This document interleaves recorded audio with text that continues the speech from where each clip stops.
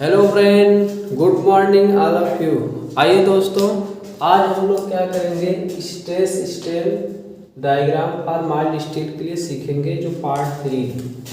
इसके पहले मैंने 2 पार्ट और बनाए हैं, जिसमें हमने ये बताया है कि मतलब डक्टाइल मटेरियल क्या होता है फर्स्ट पार्ट में, है ना, और ब्रिटल मटेरियल क्या होते हैं। ठीक है, उसके बारे में हमने वहाँ पे बातें किया है कि जिसमें लो प्लास्टिसिटी होती है उसे ब्रिटल मटेरियल कहते हैं, जिसमें हाई प्लास्टिसिटी होती है उसे हम क्या कहते हैं, डक्टाइल मटेरियल कहते हैं। ठीक है, तो डक्टाइल मटेरियल में क्या आता है, आपका माइल्ड स्टील आता है। ठीक है, तो यहाँ हम माइल्ड स्टील के लिए आज क्या करेंगे, स्ट्रेस स्ट्रेन डायग्राम सीखेंगे। उसमें हमने जो पार्ट 2 बनाया है इसके लिए, उसमें हमने माइल्ड स्टील के बारे में सारे बातें किया है कि उसकी डेंसिटी कितनी होती है ना, कि उसकी प्रॉपर्टी क्या होती है, उसके में कार्बन का परसेंटेज क्या होता है, माइल्ड स्टील किन चीज़ों से बना होता है, जान ही रहे होंगे, आयरन और कार्बन का से मिलके बना होता है। ठीक है, वो सब बातें मैंने वहाँ से किया है।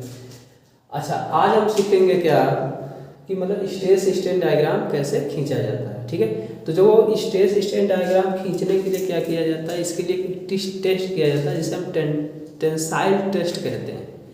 इस टेंसाइल टेस्ट को हम यूटीएम मशीन पे कहते हैं, जिसे हम कहते हैं यूनिवर्सल टेस्टिंग मशीन कहा जाता है। ठीक है, तो जब यूनिवर्सल टेस्टिंग मशीन पे हम इसका टेस्ट करते हैं तो क्या करते हैं, जो स्पेसिमेन है इस पर हम नर्लिंग कर लेते हैं। देखो ये नर्ल किया गया है, ठीक है, नर्लिंग कर लेते हैं और नर्ल के पार्ट को हम जो उसमें जो जा होते हैं उसमें हम इसको फंसाते हैं, और लगाने के बाद मतलब नर्लिंग इसलिए की जाती है ताकि वो स्लिप ना खाए। ठीक है, जा उसे जकड़ के पकड़े रहे। अब उस पर डिफरेंट प्रकार के हम फोर्स को क्या करते हैं, बढ़ाते जाते हैं, फोर्स को धीरे धीरे बढ़ाते जाते हैं। ठीक है, जैसे आपका 10 न्यूटन लगाए, 15 न्यूटन लगाए, 20 न्यूटन लगाए, उस समय हम देखते हैं कि उसमें स्ट्रेन कितनी होती जा रही है। अच्छा, स्ट्रेन को हम क्या करते हैं, एक एक्सटेंसोमीटर होता है, एक्सटेंसोमीटर लगा के हम उस स्ट्रेन को माप लेते हैं। ठीक है, और उस फोर्स पे हमें स्ट्रेन पता चल जाएगी कितनी है।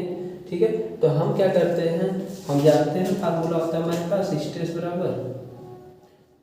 बराबर होता है फोर्स अपॉन एरिया, यानी इन इक्विलिब्रियम पोजीशन। वैसे स्ट्रेस बराबर होता है क्या, इंटरनल रेस्टिव फोर्स बटे क्रॉस सेक्शनल एरिया। ठीक है, ये इंजीनियरिंग स्ट्रेस है, याद रखना। ठीक है, अच्छा, अब आप देखो ध्यान से, तो इसी को हम लिखना चाहें तो फोर्स है, फोर्स आपको अगर पता चल गया उस मशीन में जो आपका मतलब क्या बोलते हैं कि उसमें लगा रहेगा, जो कंप्यूटर लगा रहेगा उसको दिखाएगा, शो करेगा वहाँ पे कि फोर्स कितना है, फोर्स आपको पता चल जाएगा। जो ओरिजिनल क्रॉस सेक्शन एरिया होता है ये, उससे हम भाग कर देंगे उस फोर्स में, तो हमारा स्ट्रेस पता चल जाएगा। अब जैसे जैसे फोर्स को हम बढ़ाते जाएंगे, जैसे जैसे फोर्स को बढ़ाते जाएंगे, स्ट्रेस के डिफरेंट मान क्या होते हैं जाएंगे, प्राप्त होते जाएंगे, और स्ट्रेन का भी डिफरेंट मान प्राप्त होता जाएगा। तो आइए देखते हैं, शुरुआत में क्या बोलते हैं कि स्ट्रेस का मान यहाँ पे देखो आपका 0 है और स्ट्रेन का मान भी 0 है। ठीक है, अब हमने क्या किया, इसी स्पेसमेन पे देखो पी फोर्स, यानी उस मशीन में इसको लगाने के बाद हमने पी फोर्स तक बढ़ाया, पी फोर्स लगा रहा है धीरे धीरे। ठीक है, तो पहले जो आपका क्या होगा, जो मटेरियल है उसमें जो ग्राफ शो किया जाएगा उसमें लीनियर वेरिएशन होगा। कैसा होगा, लीनियर वेरिएशन होगा।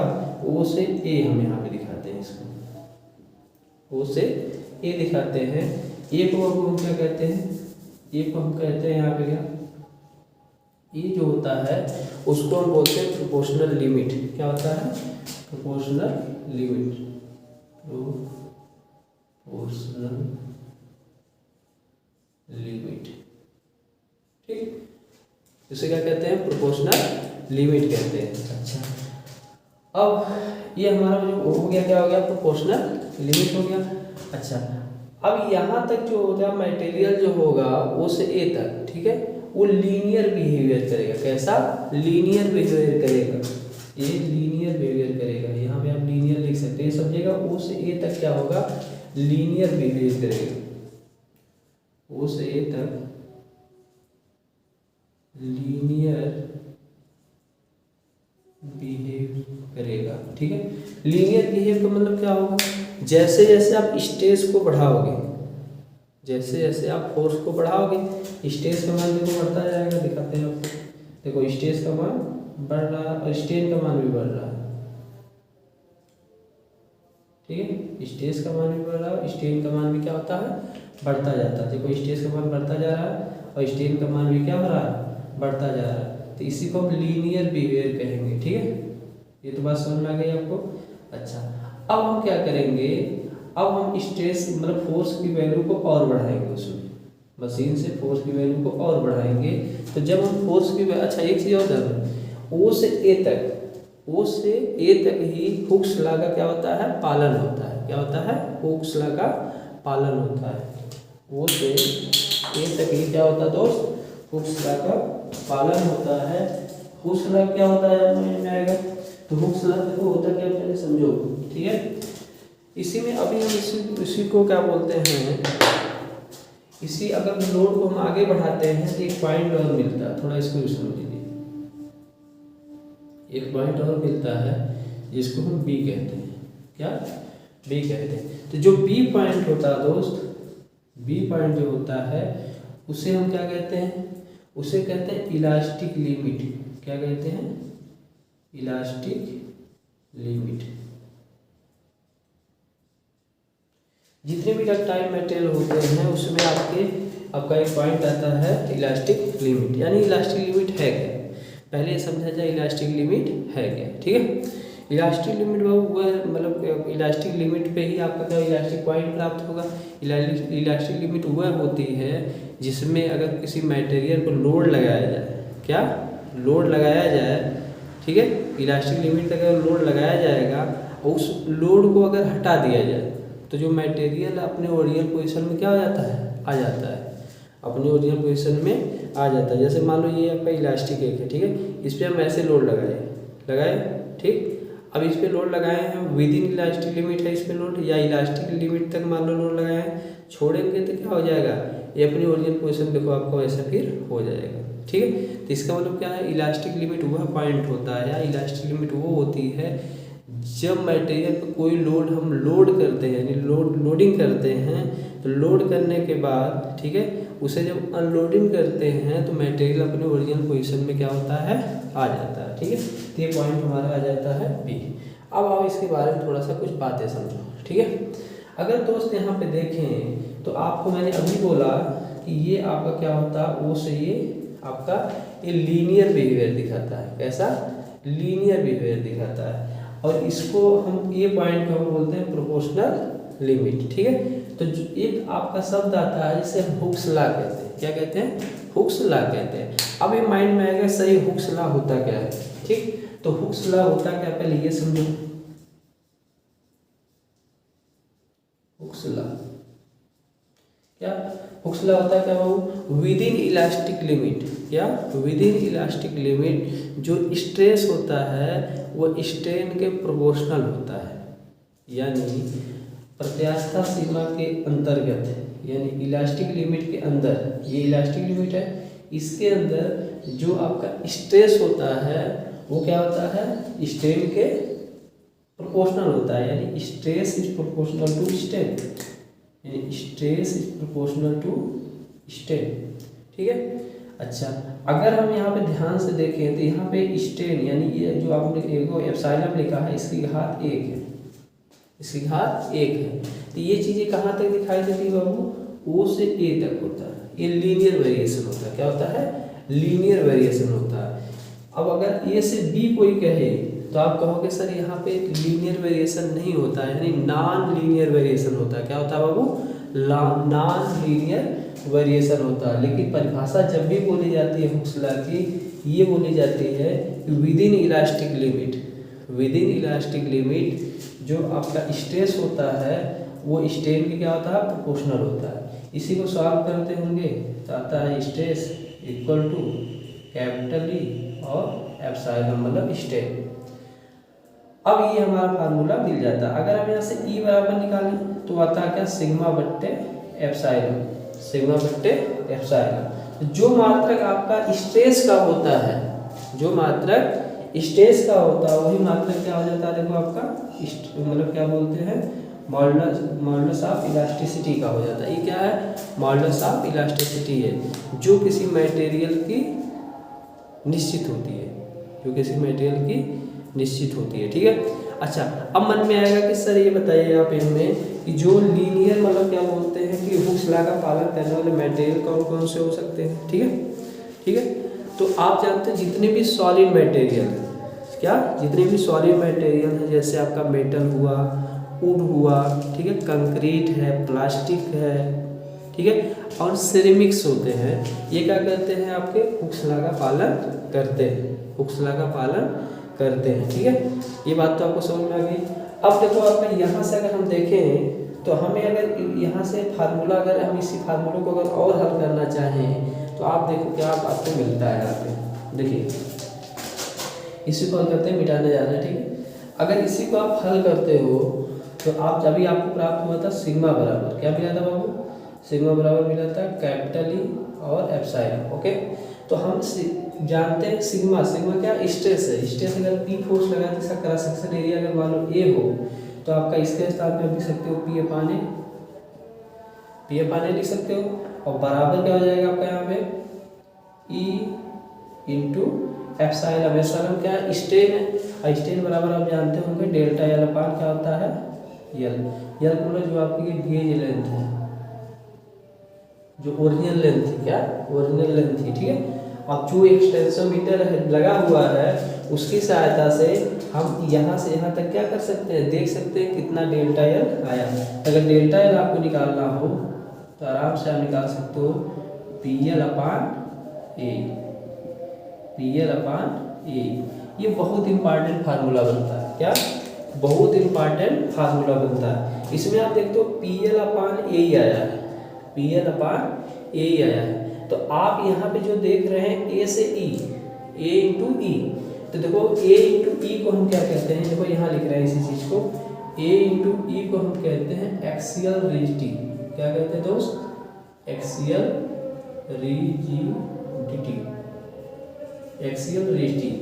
ठीक, अब आपके मन में क्वेश्चन और आएगा कि सर ये एक्सियल रिजिडिटी क्या होती है, क्या एक्सियल रिजिडिटी क्या होती है। तो अगर देखो बाबू यहाँ से, तो अगर हम एक बात आपसे करें, क्या एक बात अगर हम करें आपसे, तो आप देख रहे हो ए एक्सियल रिजिडिटी होगी। अगर यहाँ से देखो तो डेल्टा एल बराबर ही तो प्राप्त हुआ है पी एल अपान ए, पी एल अपान ए प्राप्त हुआ है। तो अगर यहाँ पर देखें तो जो डेल्टा एल हो रहा है वो इनवर्सली प्रोपोर्शनल टू ए ही हो रहा है पूरा। अब आप जान रहे हो पी क्या है, पी आपका फोर्स है, जो आपकी किताबों में कुछ किताबों से एफ लिखा जाएगा तो डेल्टा एल बराबर में क्या आ जाता है एफ एल अपान ए पढ़ा जाता है। ठीक है, तो आपका ए क्या है एक्सियल रिजिडिटी। अगर आप देखो आपका ए अगर बढ़ जाता है, एक्सियल रिजिडिटी अगर बढ़ जाती है तो डेल्टा एल का मान क्या होगा, कम हो जाएगा। और यहीं पे डेल्टा ए का मान अगर क्या बोलते हैं कम हो तो डेल्टा एल का मान क्या हो जाएगा, बढ़ जाएगा।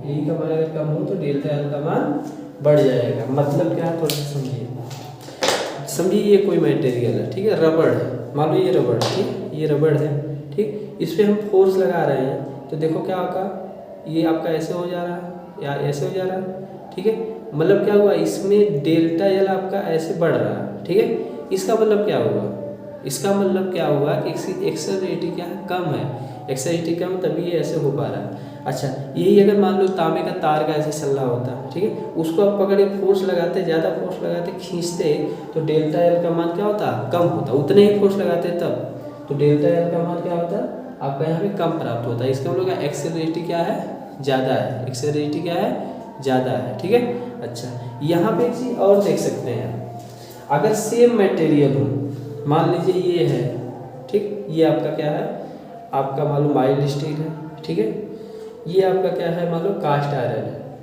ठीक है, ये सेम मतलब क्या बोलते हैं, अलग अलग मटेरियल हैं और क्रॉस सेक्शन इनके सेम है, क्रॉस सेक्शन इनके सेम है। इस पे भी 10 न्यूटन का फोर्स लगाया जाए और इस पे भी 10 न्यूटन का फोर्स लगाया जाए, तो आप यहाँ पे देखेंगे क्या, जब ऐसा किया जाएगा तो जो डेल्टा एल का मान है, क्रॉस सेक्शन एरिया सेम है, तो जो डेल्टा एल का मान है आप देखेंगे वो इनवर्सली प्रोपोर्शनल 1/e हो जाएगा। अगर आपका पहला वाला क्या था माइल्ड स्टील, यहाँ पे हम माइल्ड स्टील लिख दे रहे हैं। और ऐसे delta L proportional to 1 by क्या ई कास्ट आयरन लिख दे रहे हैं। ठीक है, अब उस पर आपका डिपेंड करने लगेगा कि क्रॉस सेक्शन एरिया सेम है। ठीक है, तो अगर सेम फोर्स लगाओगे तो डेल्टा एल की वैल्यू क्या होगी आपकी डिफरेंट मिलेगी, क्योंकि मटेरियल क्या है अलग अलग है। मटेरियल क्या है अलग अलग है, इसीलिए कहा जाता है कि यहाँ पे जो आपका सिग्मा बट्टे ई आता है उसकी वैल्यू क्या होती है कांस्टेंट होती है। यहाँ पे जो बातें हम करते हैं, अभी आया था ना कि सिग्मा बट्टे ई जो स्ट्रेन थी वो क्या होती है ई होती है, जो आपको होती है क्या, अगर मैं कहूँ तो यहाँ पे tan थीटा होती है जिसकी वैल्यू क्या होती है कांस्टेंट होती है। किसी भी मटेरियल के लिए इसकी वैल्यू क्या होती है कांस्टेंट होती है। इसके लिए मैंने एक वीडियो बनाया है जो यंग मॉडल्स नाम से, आप देखेंगे ताकि सारे कंसेप्ट क्लियर हो जाएंगे। आप लोगों ने 10 मिनट का वीडियो बनाया है। ठीक है, तो यहाँ पे आप देख रहे हैं क्या, आप देख रहे हैं delta inversely proportional to 1 by E mild steel है, डेल्टा या inversely 1 by E cast iron. अब अगर कास्ट आयरन की ई की वैल्यू मान लो मैंने कहा है, मैंने निश्चित मान नहीं बोल रहा हूँ, मान लो आपको ज़्यादा हो, तो उसी मटेरियल को अगर सेम फोर्स लगाया जाए 10 न्यूटन का, तो कास्ट आयरन में जो डेल्टा एल वृद्धि होगी वो कम आएगी, और वहीं पे अगर 10 न्यूटन आप माइल्ड स्टील पर लगाओगे तो उसमें वृद्धि ज़्यादा हो सकती है। तो मटेरियल पे भी डिपेंड किया, जब क्रॉस सेक्शन एरिया समान रहेगा तब। ठीक है, तो साथ ये बातें आपको समझ में आ रही होगी, और एरिया पे भी डिपेंड कर रहा है। देखो ए ई कर दोगे तो एक्सियल रेटी हो जाएगी, ए ई कर दोगे तो अब वो एक्सियल रेटी हो जाएगी। अब कहोगे सर ये क्या, थोड़ा इसको भी समझा दीजिए। चलिए, हम मानते क्या हैं, ये जो आपका क्या है, ये माइल्ड स्टील है, ये क्या आपका है कास्ट आयरन है, क्या है कास्ट आयरन। ठीक है, इसका जो डाया है क्या बोलते हैं कि ये कास्ट आयरन है ना, इसका डाया जो है हम लोग मानते हैं 10 mm है, 10 mm है, और इसका डाया क्या है 20 mm, मतलब ये उससे ज़्यादा मोटा है, मतलब ऐसे मान लो वो 20 mm हो। अब इसका ए का मान ज़्यादा आएगा, इसका ए का मान क्या है कम आएगा। तो अगर सेम लोड लगाया जाए तो क्या बोलते हैं कि अगर ई की वैल्यू इसकी क्या हो ज़्यादा हो, कास्ट आयरन की मान लो ई की वैल्यू ज़्यादा हो, और माइल्ड स्टील की मान लो कहा है मैंने, एग्जैक्ट वैल्यू नहीं बोल रहा हूँ, जो आपका क्या बोलते हैं माइल्ड स्टील है उसके ई की वैल्यू क्या हो मान लो कम हो, लेकिन इसका क्रॉस सेक्शन एरिया अगर ज़्यादा है, इसका क्रॉस सेक्शन एरिया अगर कम है, सेम अगर फोर्स लगा के खींचोगे, ठीक है, तो हो सकता है इसमें आपका डिफॉर्मेशन ज़्यादा हो जाए, इसमें क्या हो कम हो जाए। क्यों, रीजन क्या है कि इसकी एक्सियल रेट यानी ए इंटू ई की वैल्यू अगर ज़्यादा है तो इसमें वृद्धि क्या होगी कम होगी, इसमें वृद्धि क्या होगी आपको ज़्यादा हो जाएगी। तो शायद आपको ये एक्सियल रेटी का क्या इफेक्ट पड़ता है ये बात आपको समझ में आ गई। ठीक है, ऐसे खींचने में नहीं, मतलब दाबने में, कंप्रेसिव फोर्स लगाने में भी इसका इफेक्ट पड़ता है। डेल्टा में जो कमी आती है वो भी अब किससे इफेक्टेड होती है, एक्सियल रेटी से। और अगर क्रॉस सेक्शन सेम है तो मटेरियल का, तो वो किस पे, मटेरियल का जो आपका है उस पर भी डिपेंड करता है। ठीक है, ये बात समझ में आ गई होगी। चलिए अब हम क्या करते हैं, अब हम यहाँ तक पहुँच चुके हैं। ठीक है, बी यानी इलास्टिक लिमिट। ओके, अच्छा अब हमारा क्या है आपका, यहाँ पे बी तक हम पहुँच चुके। ठीक, हमने बोला क्या कि ए से बी के बीच में जो होगा आपका नॉन लीनियर बिहेवियर वो शो करेगा। ठीक, इसके बाद क्या किया जाएगा, उसी मटेरियल पे फोर्स को और बढ़ाया जाएगा, मतलब लोड को, मतलब मशीन में जो लोड है उसकी मतलब और बढ़ाया जाएगा। मान लो 10 से 20 हुआ, फिर 20 से 30 बढ़ाया गया। ठीक है, अब क्या होगा मटेरियल में क्या होगा, फिर इसमें क्या होगा स्ट्रेस की वैल्यू बढ़ेगी, फिर स्ट्रेस की वैल्यू बढ़ी, यहाँ मान लो आई। ठीक है, इसको बना दे रहा हूँ, बहुत कम वैल्यू बढ़ती है, ये मैंने ऐसे बना दिया। ठीक, ये मान लो सी पॉइंट आ गया, क्या आ गया दोस्त, सी पॉइंट आ गया। लेकिन इसको सी ना लिख के हम C1 लिखते हैं, क्या लिख दे रहे हैं C1 लिख दिए। ठीक है, क्या लिखा मैंने C1, जहाँ से समझेगा वो, इसे क्या लिखा C1 लिखा। अच्छा अब देखो ध्यान से, अब इस C1 को क्या कहते हैं, इसे हम कहते हैं यील्ड पॉइंट। क्या कहते हैं, यील्ड पॉइंट। ठीक, क्या कहते हैं दोस्त, इसको हम बोलते हैं यील्ड पॉइंट, है ना। अच्छा अब यहाँ पे जो स्ट्रेस होगा, क्या बोलते हैं स्ट्रेस होगा, अब यहाँ तक मटेरियल खींचा गया है, देखो यहाँ पे खींचा गया है, यहाँ पे तो कोई स्ट्रेस इतना था प्रोपोर्शनल लिमिट पे, इलास्टिक लिमिट पे स्ट्रेस आपका इतना था, ऐसे आपको यहाँ तक खींच लिए हो। ठीक। अब यहाँ पे जो स्ट्रेस होगा उसको हम यील्ड का स्ट्रेस कहेंगे, ठीक है। यील्ड स्ट्रेंथ वहाँ पे हमें प्राप्त होंगी, ठीक है। तो आपका इसको माइल्ड स्टील में इस तरह से बिहेव करता है कि मटेरियल यहाँ से खींचा जाता है, चूँकि इसके पास काफ़ी एनर्जी हो जाती है। क्या होती है? मटेरियल के पास क्या हो जाती है? काफ़ी एनर्जी गेन हो जाती है। जब मटेरियल के पास काफ़ी एनर्जी गेन हो जाती है, यानी सफिशिएंट एनर्जी होती है, तो मटेरियल क्या करता है? मटेरियल अपने आप क्या करता है? फ्लो कर जाता है। क्या करता है? फ्लो कर जाता है। इसी को हम यील्डिंग कहते हैं। क्या कहते हैं? यील्डिंग कहते हैं। इसी को बोला जाता है आपको यील्डिंग। अब इसमें मटेरियल में क्या होगा? पर यहाँ क्या होगा? यहाँ पे देखो आपका ऐसे फ्लो कर जाएगा, ऐसे आ जाएगा, जिसको हम पॉइंट का नाम दे रहे हैं यहाँ पे क्या? C2। क्या? C2 नाम दिए, ठीक। अच्छा, अब क्या है? अब क्या है? यहाँ पे देखो, इसे हम अपर यील्ड पॉइंट कहेंगे, इसे लोअर यील्ड पॉइंट कहेंगे। इसे हम अपर यील्ड पॉइंट कहेंगे, इसको शॉर्ट में लिख दे रहे हैं, अपर यील्ड पॉइंट कहेंगे। इसे हम क्या कहेंगे बाबू? Lower yield point. Lower yield point.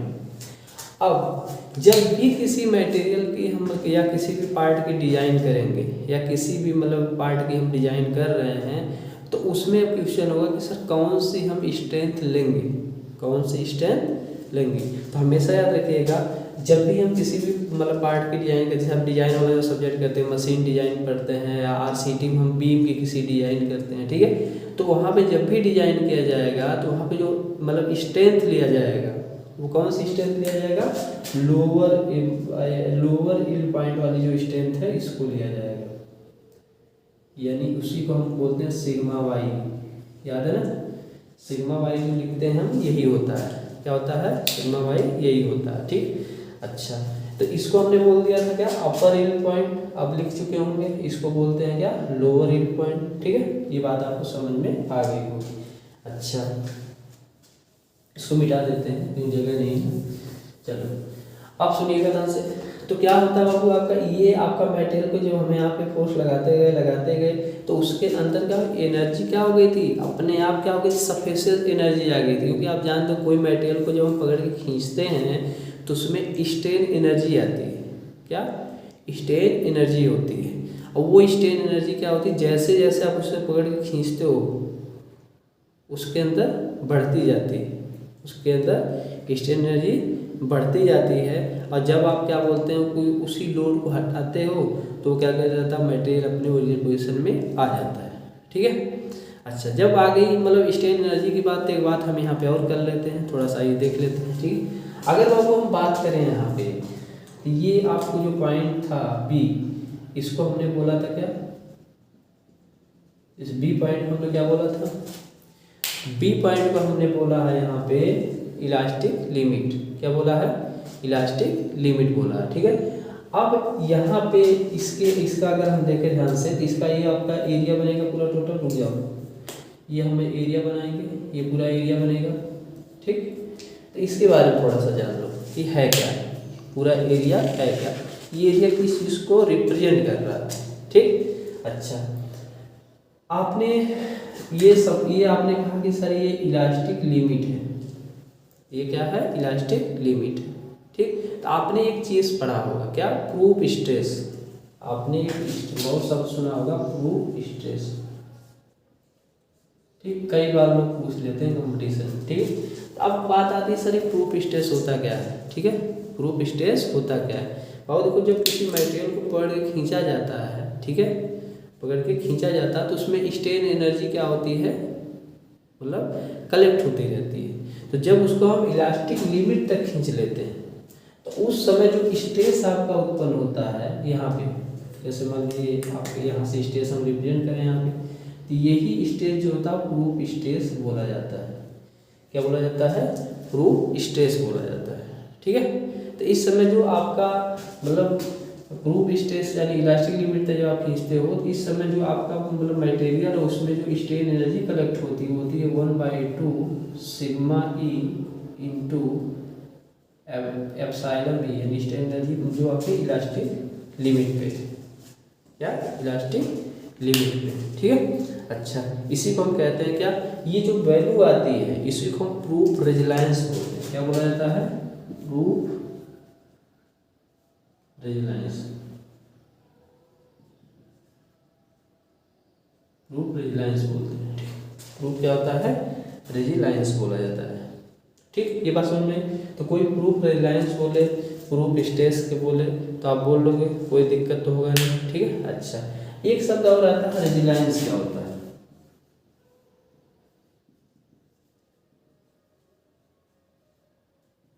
Resilience क्या होता है?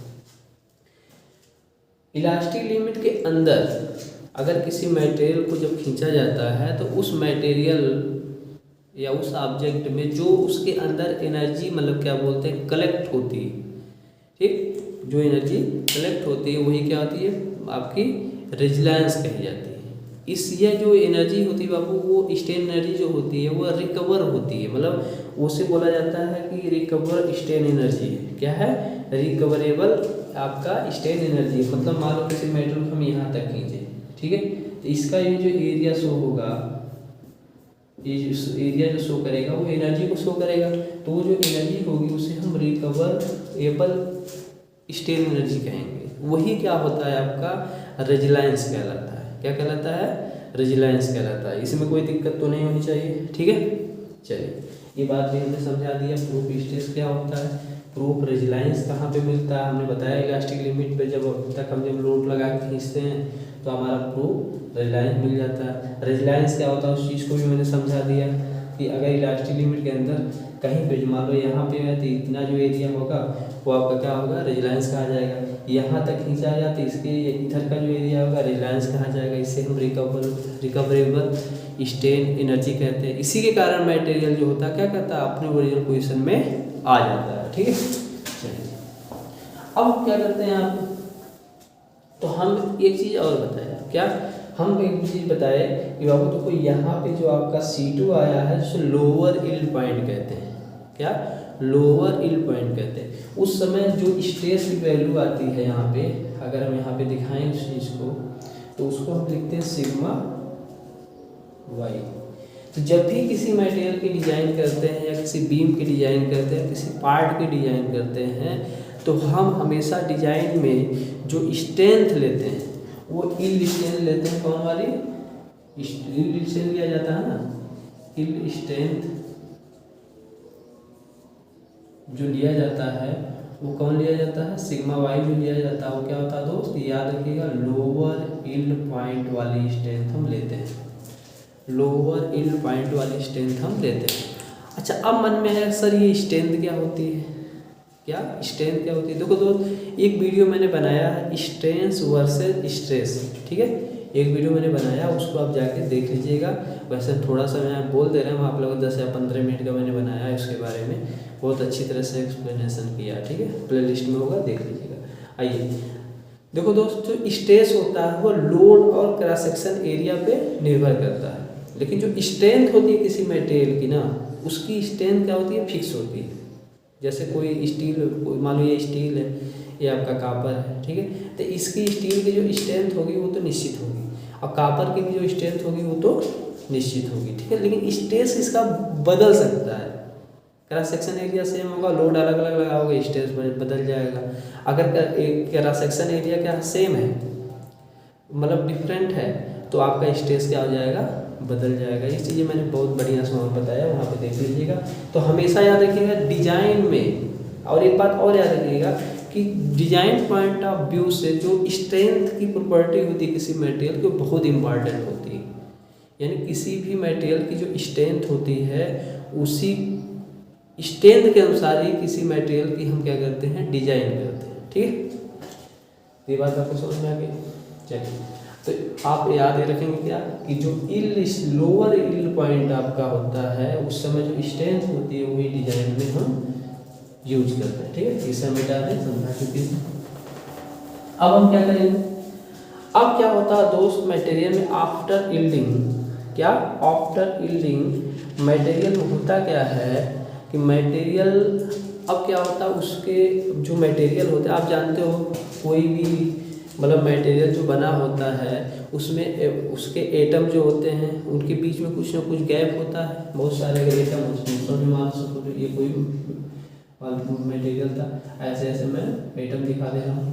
तो इसमें आप जो देख रहे हो ये देखो ये ऐसे ऐसे, ठीक। तो इसमें आप देखो यहाँ पे कुछ ना कुछ गैप है, कुछ ना कुछ गैप है। तो आपको पता होगा ये मटेरियल के अंदर जो यहाँ पे अभी मैंने बताया है कि सफिशिएंट एनर्जी थी कि यहाँ तक खींचे थे, जब आप इसको सफिशिएंट एनर्जी थी ना, तो जब सफिशिएंट एनर्जी थी तो उसी कारण वो अपने आप फ्लो कर गया है। अब मटेरियल क्या है, कुछ समय के लिए क्या हुआ है, रुक गया है। अच्छा, अब क्या हो रहा है, मटेरियल में जो ये वाइड्स थे, ये जो वाइड ये सब भरते जा रहे हैं। एटॉमिक स्ट्रक्चर, क्रिस्टलाइन जो स्ट्रक्चर है इसका एटॉमिक, ये बदल रहा है। बदलने का मतलब क्या हुआ, उसके मॉलिक्यूल के बीच में जो गैप था वो क्या हो जाएगा, कम हो जाएगा। और जब आपका कम हो जाएगा, वो कब कम होगा, जब वो रेस्ट पोजीशन में आ जाएगा। क्या हो जाएगा, रेस्ट पोजीशन में आ जाएगा। और इस समय क्या होगा आपका यहाँ पे, इस समय क्या होगा, ये C2 था, C2 लिखा ना, लिखा है। अब इस समय क्या होगा आपका, ये ग्राफ आपका कुछ ऐसा बनेगा, यानी इस समय जो मतलब क्या बोलते हैं स्ट्रेस की वैल्यू होगी वो क्या हो जाएगी आपकी, कांस्टेंट हो जाएगी, ठीक। अब अगर आप क्या बोलते हो उस मटेरियल पे मतलब क्या बोलते हैं कि ऐसे ये जो स्पेसमैन है इस पे लोड और बढ़ाते हो, इस पे लोड को और अगर आप बढ़ाते हो तो मटेरियल में क्या होगा कि स्ट्रेन हार्डिंग उत्पन्न हो जाएगी। क्या हो जाएगी दोस्त, स्ट्रेन हार्डिंग उत्पन्न हो जाएगी।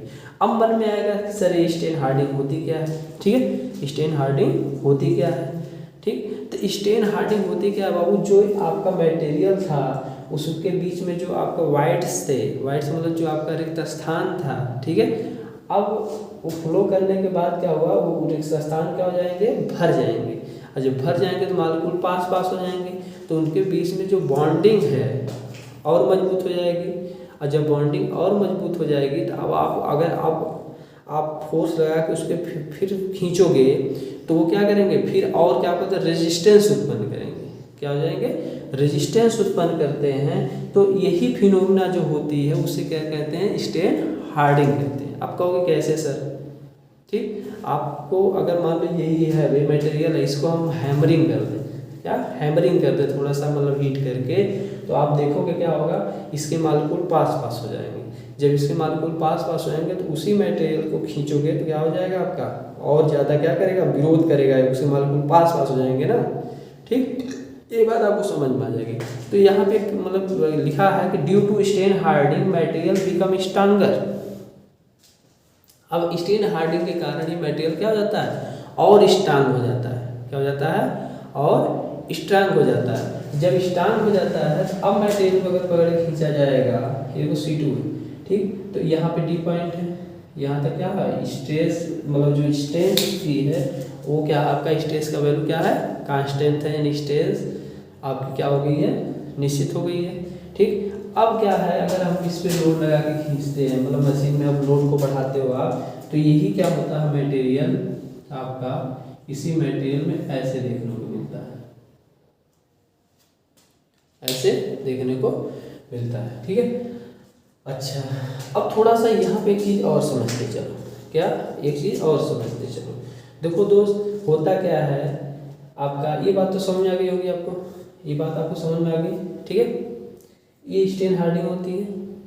अब स्ट्रेस का मान देखो आपका यहाँ पे बढ़ रहा है, स्ट्रेन का मान आपका बढ़ रहा है, तो यहाँ पे एक पॉइंट आता है जिसको हम यहाँ पे बोल रहे हैं क्या, E, क्या बोले E।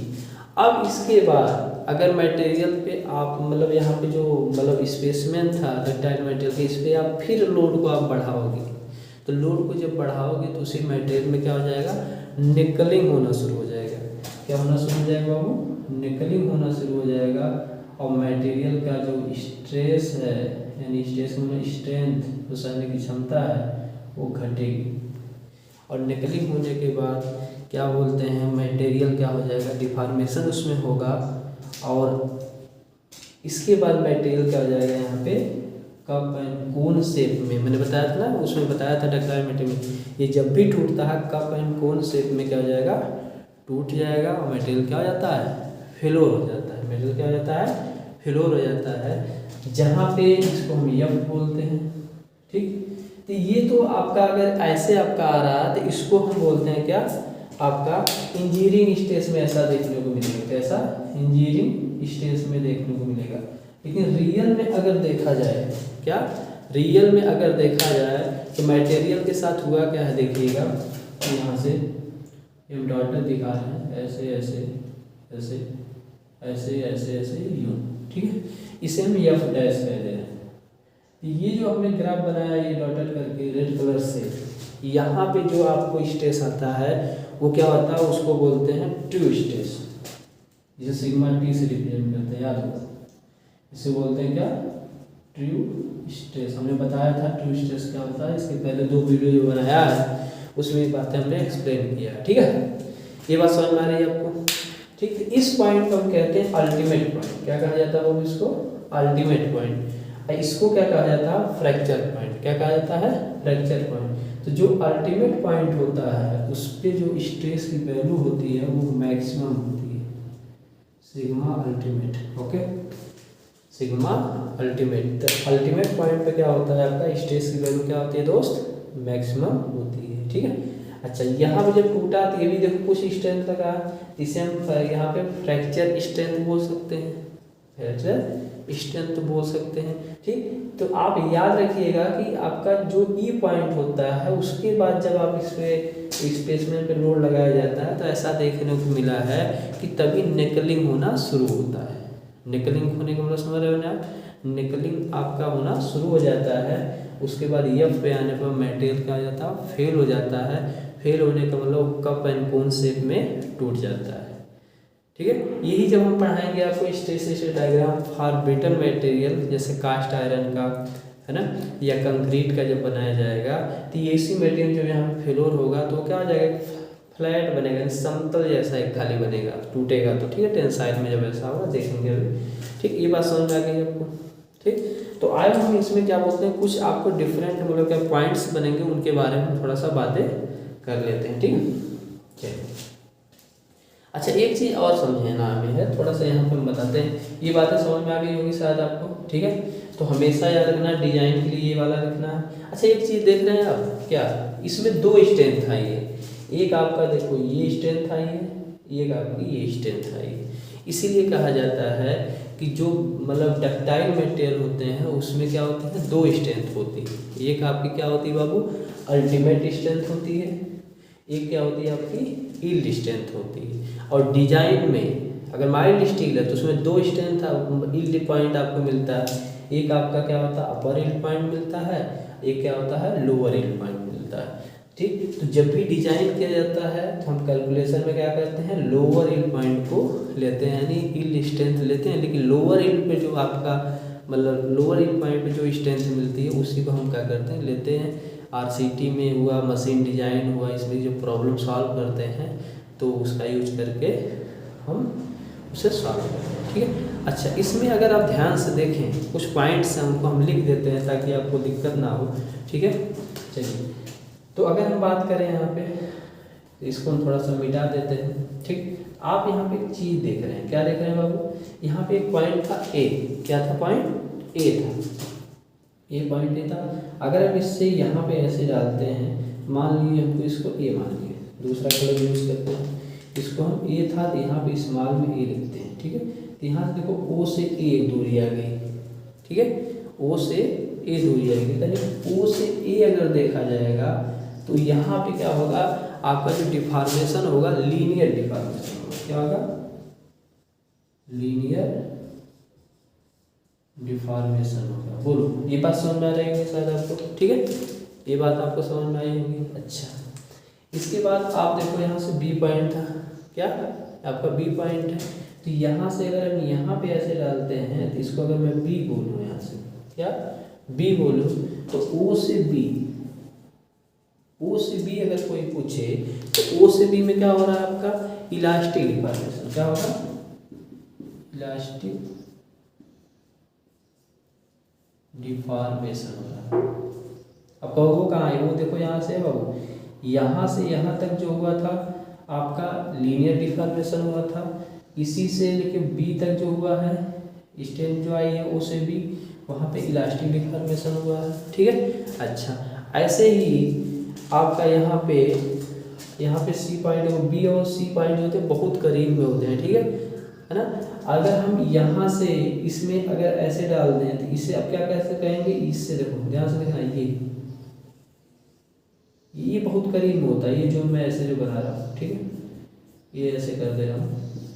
ये बी से सी के बीच की दूरी बहुत मतलब बहुत ज़्यादा ही मतलब कम होती है, ठीक है। इसको कहते हैं इलास्टोप्लास्ट ओरिजिन, मतलब इसके अंदर इलास्टिसिटी की भी प्रॉपर्टी होती है और कुछ ना कुछ प्लास्टिसिटी की भी प्रॉपर्टी आने लगती है, ठीक है। अच्छा, इस सी पॉइंट के बाद इधर यानी इसके इधर अब आपका प्लास्टिक जोन स्टार्ट हो जाता है। क्या रहता है वो, प्लास्टिक जोन स्टार्ट हो जाता है। बात मेरी समझ में आ रही है। और इसके इधर क्या होता है, ये आपका इलास्टोप्लास्टिक होता है, लेकिन इलास्टिक लिमिट के अंदर इधर आपका इलास्टिक जोन होता है। कैसा जोन होता है दोस्त, इलास्टिक जोन होता है। बात मेरी समझ में आ रही है, हाँ, बात मेरी समझ में आ रही होगी। इसे क्या कहते हैं, इलास्टिक जोन कहते हैं। ओ से के बीच में क्या होता है, इलास्टिक जोन होता है, ठीक है।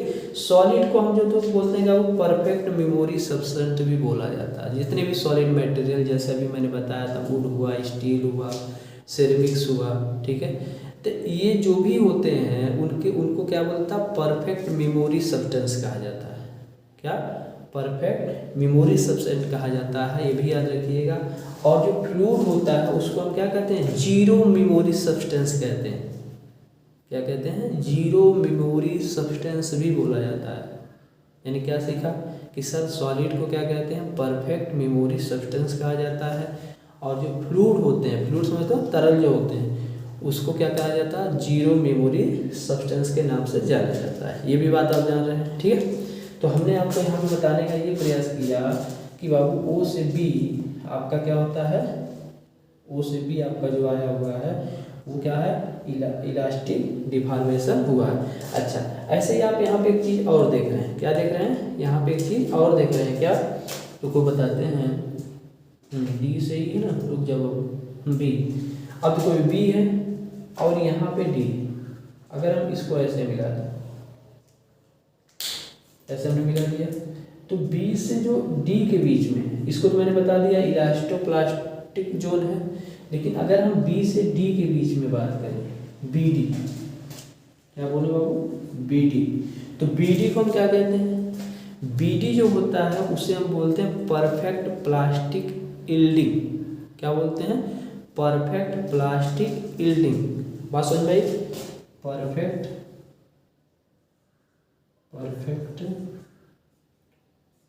प्लास्टिक इल्डिंग, YIELDING, ठीक है। उसे क्या कहा जाता है, परफेक्ट प्लास्टिक इल्डिंग बोला जाता है। यहाँ तक बात समझ में आई, BD जो पोर्शन है, ठीक है। अच्छा, इसके बाद आप देखिए DE आया होगा। क्या होगा, DE, ये D है। अगर हम यहाँ से ऐसे करें तो ये जो आपको बन रहा है, ये जो बना है, ठीक, उसको हम क्या कहते हैं दोस्त, उसको कहते हैं स्ट्रेन हार्डिंग। क्या कहते हैं, स्ट्रेन हार्डिंग, स्ट्रेन हार्डिंग, ठीक है। अब स्ट्रेन हार्डिंग क्या थी, मैंने अभी आपको समझाया था ना, कि इसमें क्या होता है कि जो मटेरियल होता है उसके मॉलिक्यूल क्या होते हैं, बहुत पास आ जाते हैं, जिसकी वजह से क्या होता है, उसकी स्ट्रेंथ मटेरियल क्या हो जाती है, वहाँ पे बढ़ जाती है। जब स्ट्रेंथ बढ़ जाती है तो उसको हम जब मतलब फोर्स लगाते हैं उस पर, तो क्या बोलते हैं, क्या उसका स्ट्रेस क्या होता है और ज़्यादा बढ़ता है। तो डी से ई के बीच में क्या है आपका, स्ट्रेन हार्डिंग जोन है। क्या है, स्ट्रेन हार्डिंग जोन है। ये बात समझ में आई आपको। अच्छा, अब क्या है, अब इसके बाद आप देखो ध्यान से, यहाँ पे अगर हम यहाँ से एफ को देखें, यहाँ से ऐसे अगर ऐसे करते हैं, ये यानी ये जो दिखाई दे रहा है, इसे हम नेकलिंग जोन बोलते हैं। क्या कहते हैं बाबू, नेकलिंग जोन।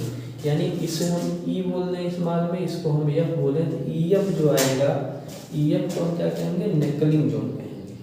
ई और एफ, ई एफ को क्या कहा जाता है, नेकलिंग निकलिंग कहा जाता है सब जो क्या निकलिंग जोन है। ठीक है, ये बातें आपको समझ में आ गई होगी, ये बात समझ में आई। ठीक है, तो इस तरह से क्या बोलते हैं हमने यहाँ पे आज आपको बताया क्या stress state diagram for mild steel. Okay, एक बार फिर से हम बातें करते हैं इसी बारे में। तो जो देखो ए पॉइंट जो होता है उसे प्रोपोर्शनल लिमिट बोला जाता है, बी पॉइंट को हम इलास्टिक लिमिट बोलते हैं, सी पॉइंट को हम यील्ड पॉइंट बोलते हैं। अगर माइल्ड स्टील है तो दो तरह की आपके क्या हो गया, दो आपका यील्ड पॉइंट प्राप्त होगा, एक अपर यील्ड पॉइंट प्राप्त होगा, एक लोअर यील्ड पॉइंट प्राप्त होगा। ठीक है, अच्छा ऐसे ही क्या होता है आपका यहाँ पे आपका जो पॉइंट मिलता है ई को हम अल्टीमेट पॉइंट कहते हैं। क्या कहते हैं, अल्टीमेट पॉइंट कहते हैं। एफ जो होता है एफ को हम क्या कहते हैं, फ्रैक्चर पॉइंट कहते हैं या ब्रेकिंग पॉइंट कहते हैं, या कभी कभी इसे रैप्चर पॉइंट भी बोला जाता है। क्या बोलते हैं, रैप्चर पॉइंट भी बोला जाता है। तो ये जो डायग्राम आपका ऐसे ऐसे प्राप्त होता है, इसमें आपका क्या होता है, ये इंजीनियरिंग स्ट्रेस होता है। लेकिन एक्चुअल अगर देखा जाएगा, चूँकि अगर देखा जाए तो इसमें ट्यूब स्ट्रेस आएगा, क्योंकि आप जान रहे हो उसको जब उसको पर खींचा जा रहा है ऐसे, तो खींचने में क्या हो रहा है, इसका क्रॉस सेक्शन एरिया तो बदल रहा है ना, पल पल समय के साथ क्रॉस सेक्शन एरिया बदल रहा है। तो आप जानते ही हैं कि जो ट्यूब स्ट्रेस होता है उसके बराबर क्या होता है आपका फोर्स अपॉन ए आई, यानी इंस्टेंटेनियस आपका जो एरिया आता है। ठीक है, तो वो आपका ट्यूब स्ट्रेस आपका ये होता है, इंजीनियरिंग स्ट्रेस बराबर जानते ही हैं पी अपॉन ए मतलब ओरिजिनल एरिया, जो पहले एरिया था स्पेसमैन का, जो क्रॉस सेक्शन एरिया पहले था। ठीक है, ये चीज़ें आप समझ में आ गई। अच्छा, एक चीज़ और समझाते हैं आप। अब दोस्त ये डायग्राम आपको समझ में आ गया होगा। ठीक है, ये डायग्राम आपको समझ में आ गया होगा। अच्छा, जब डायग्राम आपको समझ में आ गया तो एक शब्द और आता है जिसे हम टफनेस बोलते हैं। क्या कहते हैं दोस्त, टफनेस बोलते हैं। क्या, टफनेस बोलते हैं। तो याद रखिएगा कि अगर हम ध्यान से देखें इसके अंदर की टफनेस, अगर कोई पूछे टफनेस कितनी होगी, तो ये जो इतना एरिया आपको जो आएगा, ये जो एरिया पूरा आएगा, यही क्या बोला जाएगा, वो आपका टफनेस बोला जाएगा। क्या बोला जाएगा, ये इसकी टफनेस होगी। टफनेस बहुत इंपॉर्टेंट प्रॉपर्टी है। किसी भी मटेरियल की टफनेस क्या होती है, बहुत इंपॉर्टेंट प्रॉपर्टी है। ये होती क्या है, यदि किसी मटेरियल को मोड़ा जाए, मरोड़ा जाए, तोड़ने का प्रयास किया जाए, फिर भी अपनी अंतिम सांस तक जितनी वो एनर्जी अपने अंदर कलेक्ट कर सकता है, वही उसकी टफनेस कही जाती है। यहाँ पे लिखा भी है, area up to fracture point is called toughness. Area up to fracture point is called toughness is absorb energy up to fracture point. मतलब किसी मटेरियल को पकड़ के जब खींचा जाता है तो फ्रैक्चर पॉइंट तक जितनी वो अपने अंदर एनर्जी कलेक्ट कर सके, वही उसकी टफनेस कहलाती है, वही उसकी टफनेस कहलाती है। तो जब हम आपको मैकेनिकल प्रॉपर्टी पढ़ाएंगे तो वहाँ पे हम इसकी बात बहुत डिटेल से करेंगे। इतना याद रखिएगा कि इसके अंदर जो टफनेस होती है डक्टाइल मटेरियल में, उसकी अधिक होती है। अभी हम ब्रिटल मटेरियल का बनाते हैं, तो ब्रिटल मटेरियल क्या होता है आपका, उसका आपका ऐसे जाता, वो आपका यहाँ पे ब्रेक कर जाता, यानी इलास्टिक जोन उसमें नहीं रहता। ब्रिटल मटेरियल जो होते हैं उसमें इलास्टिक प्लास्टिक जोन नहीं रहता है। यही आपकी इसकी क्या हो जाती है, ब्रिटल मटेरियल होता अभी, तो यही इसका क्या हो जाता है, अल्टीमेट पॉइंट हो जाता है। अल्टीमेट डिस्टेंस मिलती है ना, उसमें बताया था मैंने पहले लेक्चर में। तो उसमें जो एरिया आता है देखो आपका यही आता है। तो समझ में ये आने लगा है कि सर इसका मतलब डक्टाइल मटेरियल की टफनेस मैक्सिमम होती है। हम कहेंगे हाँ दोस्त। और जो जितने भी इंजीनियरिंग कार्य होते हैं उसमें आप देखोगे सब आपका डक्टाइल मटेरियल ही यूज किया जाता है, ब्रिटल मटेरियल नहीं यूज किए जाते हैं। जैसे मान लीजिए कोई आप स्लैब ढाल रहे हो, ठीक है, और उसमें आप स्टील नहीं डाल रहे। स्टील क्या है, डक्टाइल मटेरियल है, आप जानते ही होंगे। FE 415 FE 500 ये सब हम यूज करते हैं ना।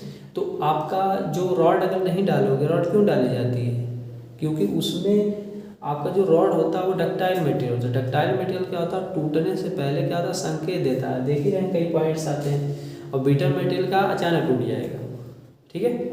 तो उसमें टफनेस की प्रॉपर्टी नहीं होती है, किसमें, ब्रिटल मटेरियल में। जैसे कंक्रीट है, ब्रिक्स है, ईंटा है, आप ये भी जानते हैं कि उस टेंसाइल में क्या होते हैं, सब वीक होते हैं, ठीक है। इसके अंदर क्या होती है आपकी टफनेस की प्रॉपर्टी भी कम होती है, देखो, ठीक। तो याद रखना क्या डक्टाइल मटेरियल में टफनेस प्रॉपर्टी ज़्यादा होती है। टफनेस क्या होती है मैंने बताया, एरिया टू फ्रैक्चर पॉइंट, यानी यहाँ से जो आपका एरिया दिखाया गया हैच करके फ्रैक्चर पॉइंट तक वही क्या है टफनेस। ठीक है, तो आज के लिए इतना ही, हमने आपको स्टेज पढ़ाया, कैसा लगा आप बताइएगा। आपसे एक ही मतलब गुजारिश है, ठीक है, कि आप मेरे चैनल को सब्सक्राइब कर लीजिए, और सब्सक्राइब भी मत करिए, लोगों से करवा भी दीजिए, ताकि मतलब सब्सक्राइबर बढ़ेंगे तो मतलब क्या बोलते हैं मैं और वीडियो बनाऊंगा आपके लिए, ठीक है, जिससे आपका फ़ायदा होगा, है ना। तो आज के लिए इतना ही, थैंक यू दोस्त, आपका दिन बहुत बहुत शुभ हो। हम भी सुबह ही वीडियो बना रहे हैं। Okay, thank you.